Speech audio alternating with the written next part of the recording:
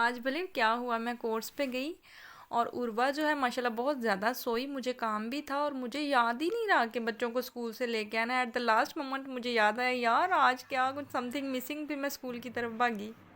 अच्छा, अभी ये पीछे बोर्ड पे 23 निसान कुत्तू ऑल्सो लिखा हुआ है ना, तो इसका मतलब है कि 23 अप्रैल यानी कि यहाँ टर्की में ना बच्चों की ईद होती है और इस दिन को ये बड़े जोशो खरोश से मनाते हैं।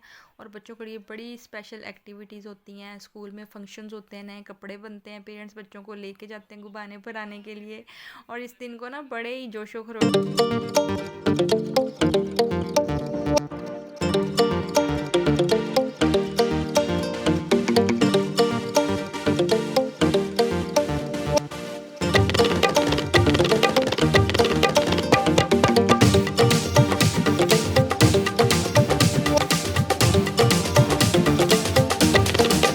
अच्छा, पहले 1 क्लास के बच्चे परफॉर्म कर रहे थे और अब अना सिनफ वाले कर रहे हैं, जिस क्लास में मेरे बच्चे जाते हैं।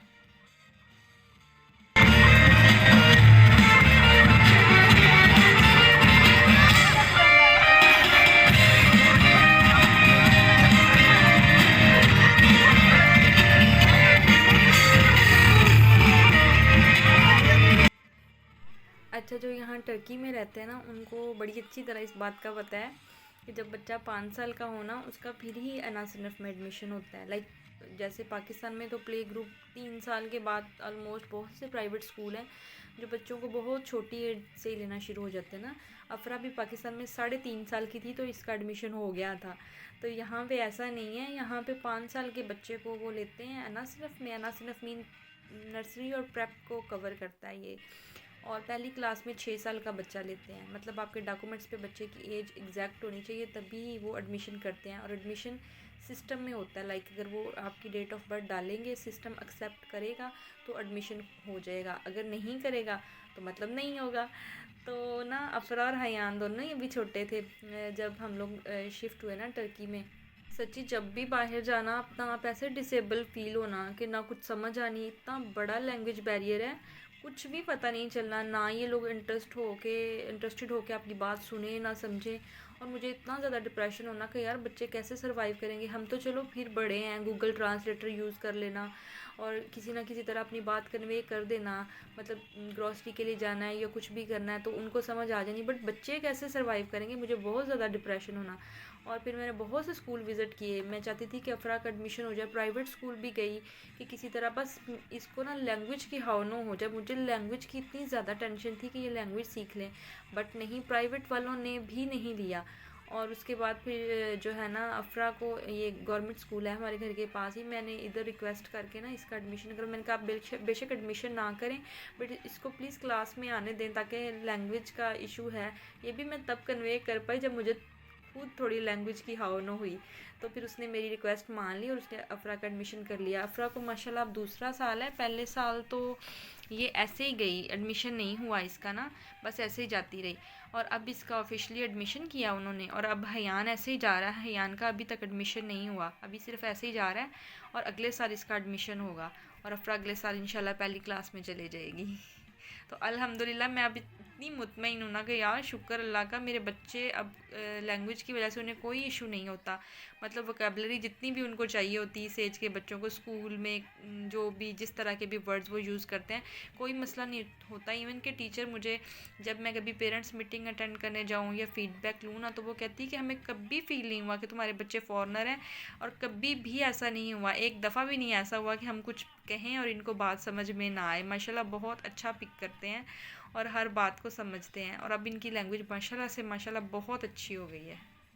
अच्छा, पाकिस्तान में तो नर्सरी प्रेप में बहुत ज़्यादा बच्चों पे बर्डन होता है। होमवर्क देते हैं, क्लास वर्क देते हैं, इतने बड़े बड़े बैग, बच्चों की बहुत ज़्यादा बुक्स, मतलब एक प्रॉपर उनके सेशन स्टार्ट हो जाते हैं। बट यहाँ पे ऐसा नहीं है, यहाँ अनासिनफ में जो है वो ज़्यादातर प्रैक्टिकल वर्क करवाते हैं बच्चों को, खाना पीना उठना बैठना, बेसिक लाइफ जो स्किल्स हैं वो, और क्लीनिंग कैसे करनी है, हैंड वॉश कैसे करने हैं, प्रैक्टिकल सब कुछ करके दिखाते हैं। और जैसे डॉक्टर है तो डॉक्टर को एज अ मॉडल बुलाएंगे, बच्चों को दिखाएंगे कि ये डॉक्टर है, इसका ये काम है।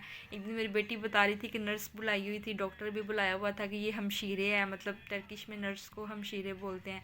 तो इसका ये काम है। उसके बाद मारंगोल जो बढ़ई होता है, फर्नीचर बनाता है, उसको बुलाया हुआ था, वो काम करके दिखा रहा था बच्चे को। कलर करने वाला बुलाया हुआ था। इस तरह ना बच्चों को प्रैक्टिकली काम करके दिखाते हैं और उनको सिखाते हैं कि ऐसे है। बच्चे थकते नहीं हैं, बोर नहीं होते। मेरा नहीं ख्याल कि पूरे साल में पिछले साल अफरा कोई बहुत ज़्यादा काम घर में करने के लिए लाई हो। लाइक कलर ही होंगे कुछ ना कुछ करने के लिए लाई। और बिल्कुल भी बच्चों पे बर्डन नहीं है। अब तो ये स्कूल में खाना भी देते हैं, और अब वो खाना किस तरह खाना है, वो कैसे पकड़ना है, स्पून कैसे पकड़ना है, ग्लास को कैसे यूज़ करना है, रखना किस साइड पे है, प्लेट सेंटर में रखनी है, टेबल पे किस तरह लाइक अपने बाजू रखने हैं, चेयर को किस तरह खींच के आपने बैठना है, वो इस तरह के सारे मैनर्स दिखाते हैं। तो बच्चे माशाल्लाह बहुत खुशी खुशी जाते हैं। इवन के बच्चे घर में बोर होते हैं, क्योंकि यहाँ पे इतना मैं बाहर निकले नहीं देती, तो स्कूल में फिर उनके फ्रेंड्स वगैरह होते तो माशाल्लाह इतनी खुशी से जाते हैं। और अल्हम्दुलिल्लाह इनकी लैंग्वेज इतनी अच्छी हो गई है, मुझे अब इस चीज़ की कोई टेंशन नहीं है कि यार ये कहीं भी लाइक बोल नहीं सकेंगे या कोई मसला होगा। इवन के मुझे आगे बताते हैं और अपनी टीचर को कह रहे थे कि हमारी मम्मा को आप वॉइस मैसेज कर दें। अगर वॉइस मैसेज जो है आप करेंगी तो स्लो स्लो करें, ज़्यादा मतलब स्पीड से ना बोले, हमारी मम्मा को समझ नहीं आता। या फिर कहती कि आप लिख दें, मेरी मम्मा गूगल ट्रांसलेट कर लेगी। बट अब मुझे तो काफ़ी हावनो हो गई है, बट मैं भी अब समझना शुरू हो गई हूँ अल्हम्दुलिल्लाह। अच्छा, 23 अप्रैल अभी दूर है। आज इनको ईद की छुट्टियां हुई हैं 1 वीक के लिए। तो ये लोग थोड़ा सेलिब्रेट कर रहे थे। 23 को दोबारा से वाइट और रेड कलर के ड्रेस पहन के इनका फिर से फंक्शन होगा। जो शर्ट है वो टीचर कह रही थी कि हम लोग खुद देंगे रेड कलर की, और वाइट अफरा के लिए स्कर्ट और हयान के लिए वाइट पैंट मैंने ले ली हुई है। और 23 अप्रैल को दोबारा से इनका फंक्शन होगा। तो ये ईद की छुट्टियों के लिए जो है ना, उन्होंने बच्चों को टाफ़ियाँ वगैरह भी दी ईद के लिए, और ये सारी सेलिब्रेशन दिखा रहे थे वो लोग।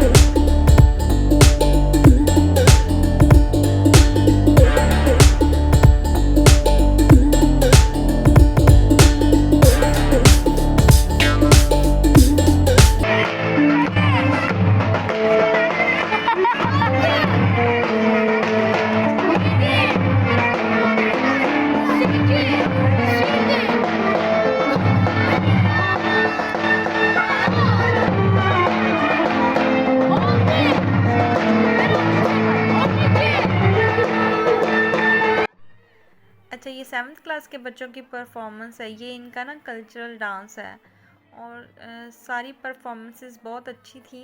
मैंने थोड़े ही क्लिप लिए, छोटे छोटे, क्योंकि वीडियो बहुत बड़ी हो जानी थी। और ये देखो, उर्वा ऐसे फिर रही जैसे इसका अपना घर हो।